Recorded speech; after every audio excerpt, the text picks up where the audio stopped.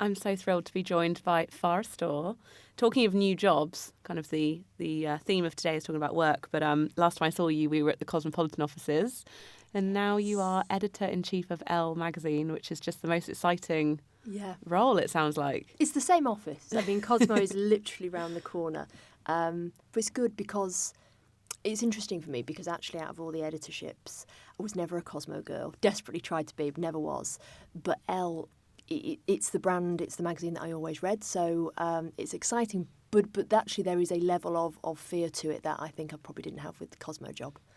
It's almost like, things you're doing again what you've always done, which is taking a challenge and really going for it. Right. So I wanted to ask you, and I'm going in with a big question, I'm afraid, sorry. But I wondered, have you now achieved your dream job, or do you feel like that is something that is ever changing? Well, I think... So retrospectively, so if you'd have asked me at kind of 21 what my dream job was, I would have said it would be editing a big fashion magazine and sitting front row at the shows. So in that sense, and kind of ticking off your childhood aspirations, yes. But I do agree with your last sentiment, which is, I think, and I think it is like success. I think success is this thing that you never feel like you're quite there. It's always just slightly out of reach. It's always about, not too far out of sight, but it's always about 10 steps out of reach. And so it's an amazing job. And the 21-year-old me would go, oh my God, this is your dream job. But actually, I love my job. I think as you change and as you get older, exactly, you have to be open to if a dream job actually exists. I think sometimes I'm a bit more, I'm not so idealistic like this. I kind of accept that actually, I'm not sure there is any such thing as a dream job, but you make it a dream job for you. Yes, you know? During that time maybe. Yeah, I think so. Yeah, no, I know that's a hard question because I often grapple with the term, and I feel like we're fed this idea of a dream job, but it's okay to always be kind of in flux and just, I don't know, reflecting while you're in it. That's it.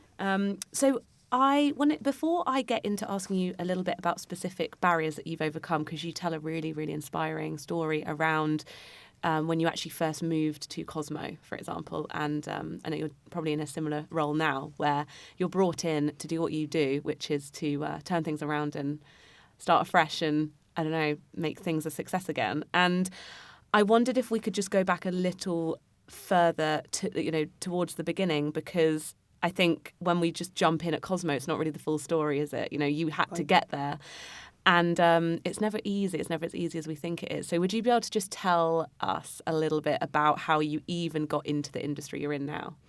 Yeah, of course. So I mean, very quickly, I don't want to bore you, but going back, grew up in Manchester. Very driven father, Pakistani heritage, very traditional in kind of what he wanted his kids to do. So medicine, law, engineer, everything else was kind of failure. I'm being facetious, but those were pretty much what was expected. And we never thought, actually, me and my sister both loved magazines, and they were a real escapism for us, really. And I loved fashion. But we just didn't think jobs like that existed. And so to cut a long story short, my sister was kind of the dutiful elder sister. She got a job as a lawyer, hated it, and she entered a competition in a magazine. And I think you won like a week's work experience. She went, she did it, she came back. She was like, Farrah, you will not believe there are these jobs on these magazines. And she took a job, she took a huge pay cut, and she went and became a junior writer on a magazine called More Magazine. And it kind of set the way for me. So she kind of had all the battles ahead of me with my dad, and she moved down to London.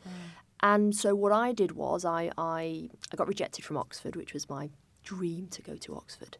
And after that, I became really strategic. I was like, well, actually, if I want to work in magazines, I need to be in London because I can't afford to do all that kind of unpaid work experience. And so I went to a London university and I did work experience the entire time. So by the time I left, I had a kind of substantial body of work. And then I took the first job that would have me, which was I was a features assistant on a magazine called Woman and Home. And after that, actually, Emma, what I did was because of, the advice people always give you, which is you must stay in a job, for a substantial period of time. Don't jump around. It looks really bad on your CV. I ignored that because, out of necessity, because I needed to earn more money, because, journalism you don't go into for the money. And so I moved jobs pretty much every 18 months, and I went from a features assistant to a features writer to a deputy features editor. So I did pretty much every single job on a magazine, which consequently I think is the best advice, because you get to see lots of different types of leaders, bad ones and good ones. And then when I was 31, I got a phone call. I just moved back from Australia. I was in a pretty miserable job. And I got a phone call saying there was going to be a launch of a magazine called Women's Health. It was 2012, cataclysmic time for magazines. They were all closing. The magazines I'd grown up with, which had inspired me, all folded. And the company said, we're going to take a risk and we want to launch this magazine. And it's been a success in Australia. It's been a success in the US. But we're just not sure if it's going to fly here. And I interviewed for the job, and they offered me the job incredibly quickly, which made me deeply suspicious. And they said, look, we want you to take the job. We need you to walk out of your current job because we need you to start, I think this was on the Thursday. They needed me to start on the Monday. Right. And they said the team's really small. There's not really any budgets. And so I went home.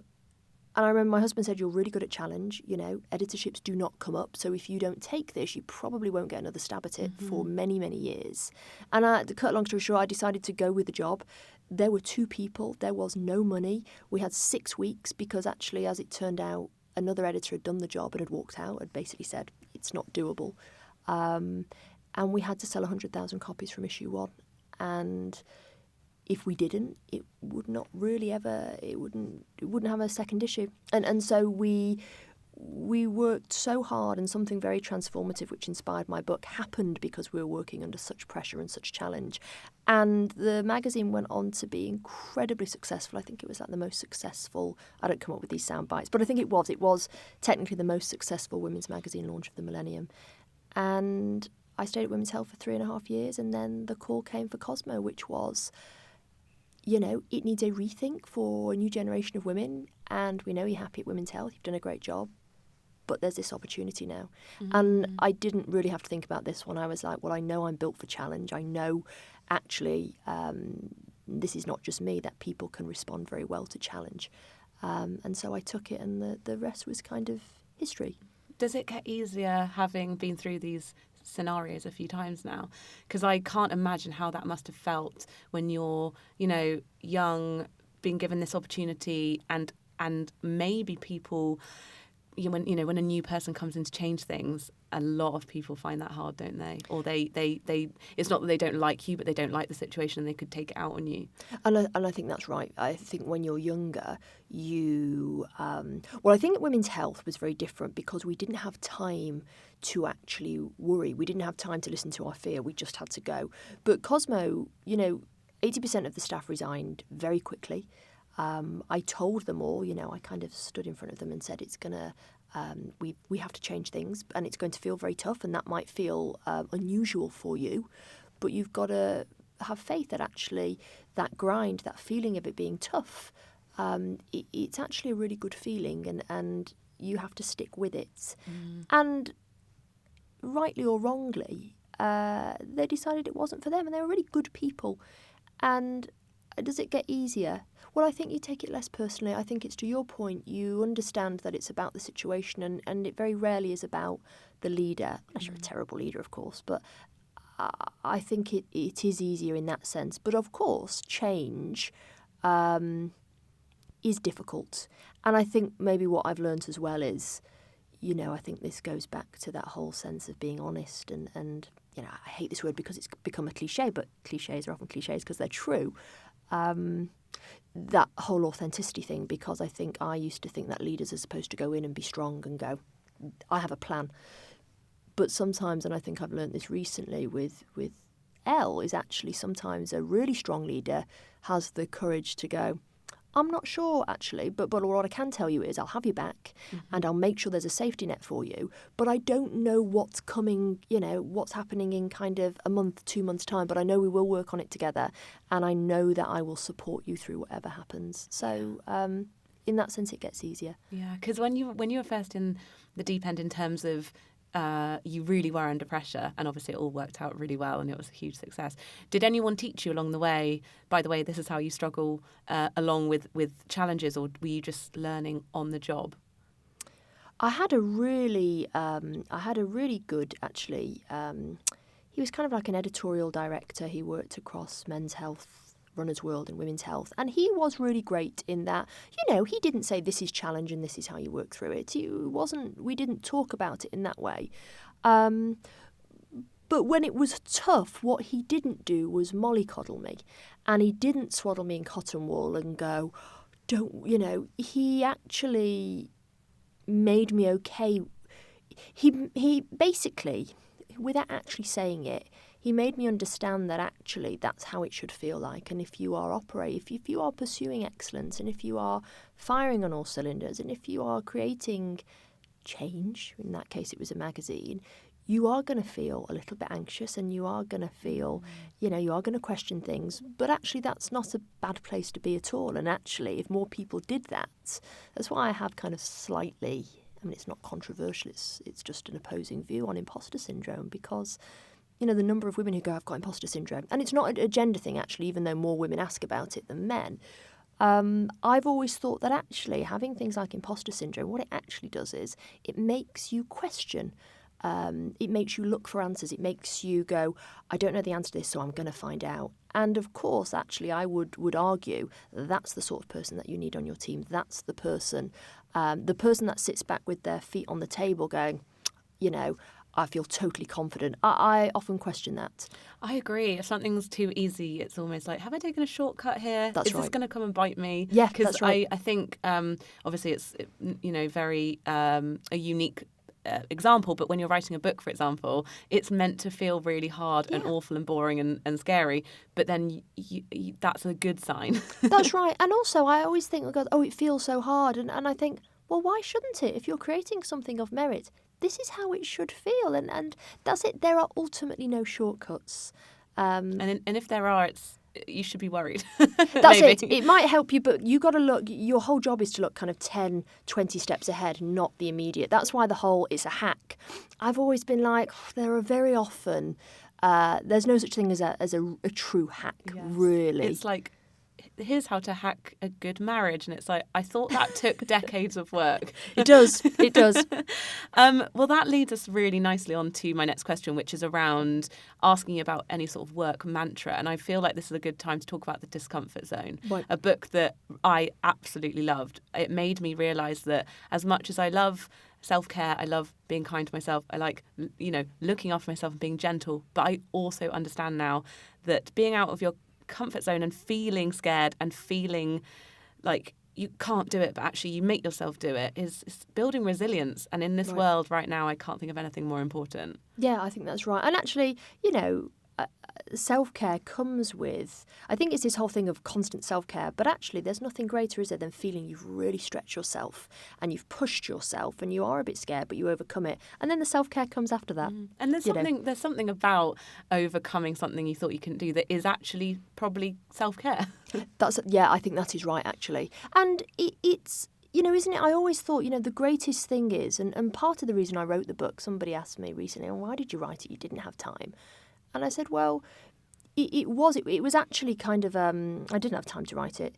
It was a cultural thing. I was really worried about the messaging because Cosmo was for millennial women. I mean, they're in their 30s now, but they're in their 20s when I was doing Cosmo. And the cultural messaging was, if you are anxious, step away from whatever scares you. Don't be ridiculous. Why would you put pressure on yourself? And I just didn't think there was another side. I thought there was another side to the story. I knew there was another side to the story because I'd been through it.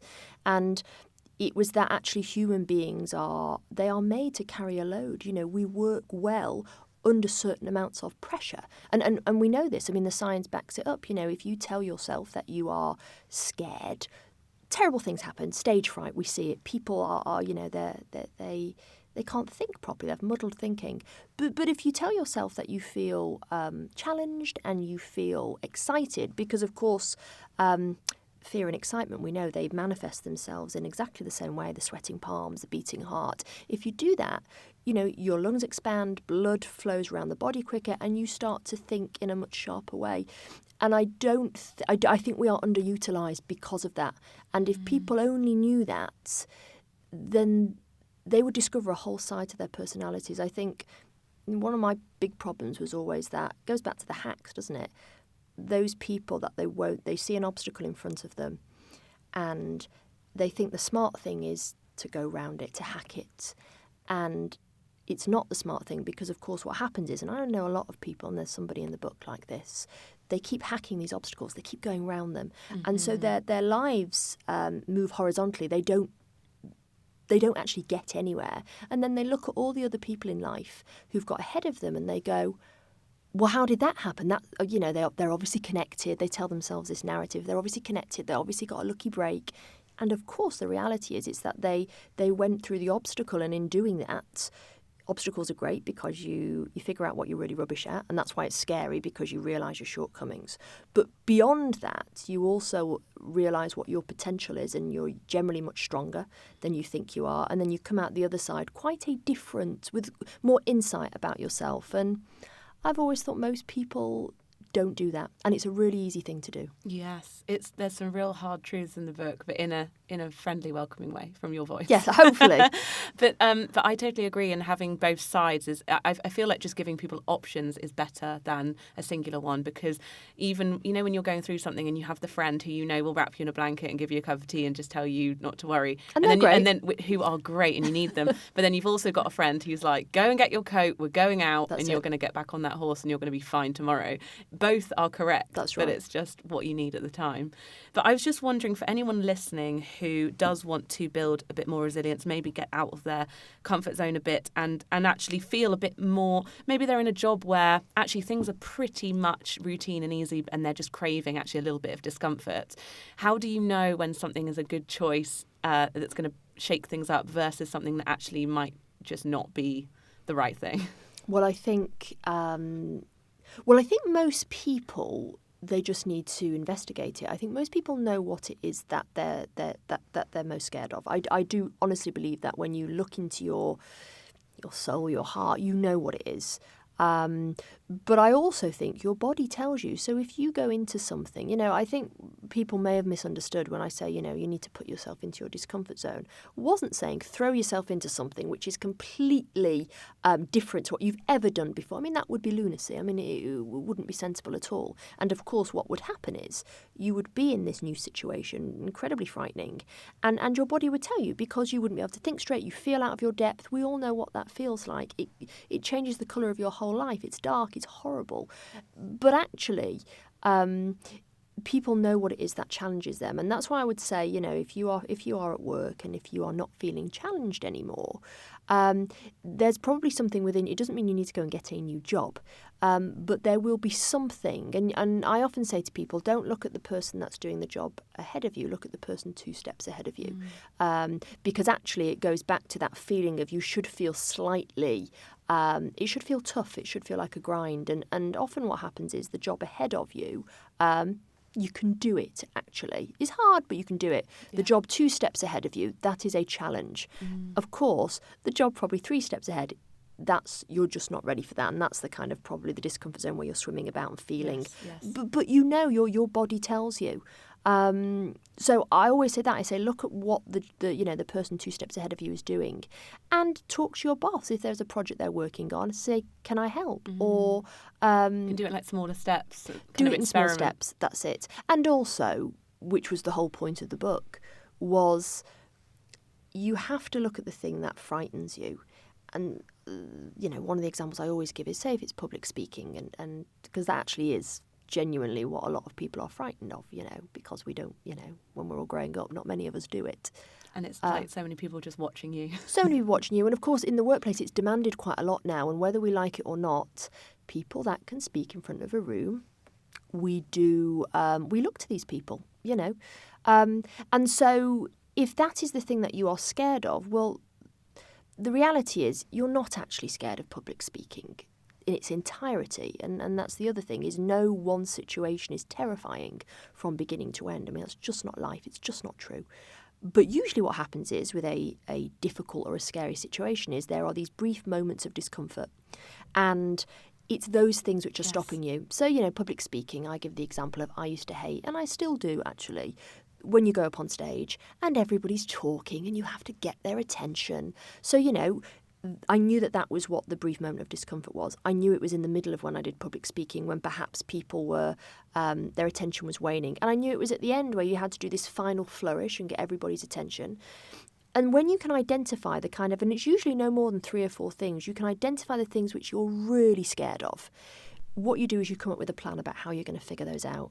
And ultimately, we have no control over anything, but going in with a plan, feeling like you have control. So with the public speaking, I did a lot of research and discovered what a lot of public speakers do is they turn to the audience and they ask them a question about themselves, and then it takes the attention right off you and puts it right on them, which is what everybody loves.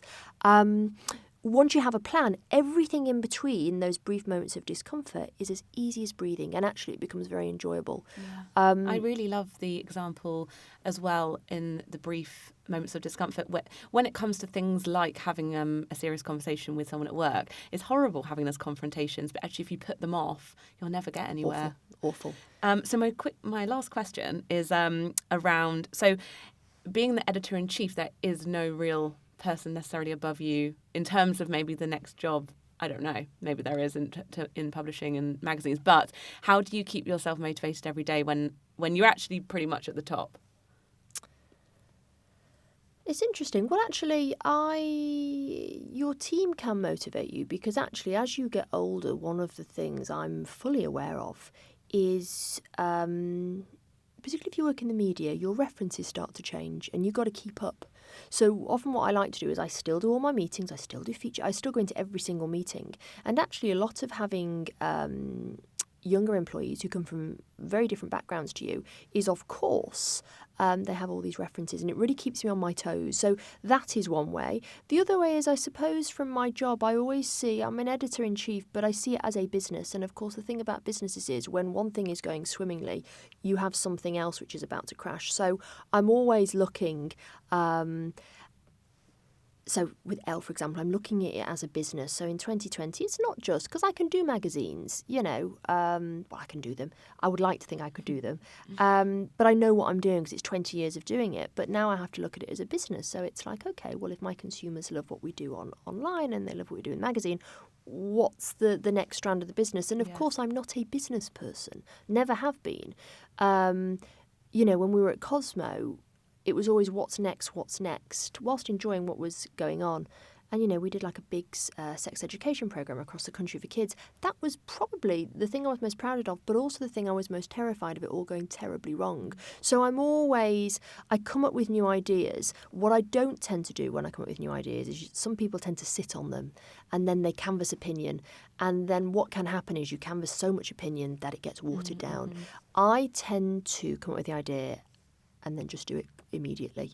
And test it. And test it, I just make sure that there isn't any room for there to be massive failure. So the whole thing about fail, it's got to be a sensible failure. A failure that you can all get over. That's right. No one's jobs are at risk and, it's not going to be a calamity. But I say yes to lots of things and then I figure it out later. And if I have an idea, I act on it very, very quickly, even if it's sending the first email to the person that I need, a person outside my office, because it gets the ball rolling, and once the ball is rolling, you've got to start moving with it. Yes. And that's scary. Yes. Well, thank you so much for reminding everyone who's listening that we are always learning, even if you do get to the top of the tree in terms of the career jungle ladder, whatever we're going to call it. Thank you so much, Farrah. That was super interesting. Very welcome. And always a joy to talk to you. You too. Thanks, Emma.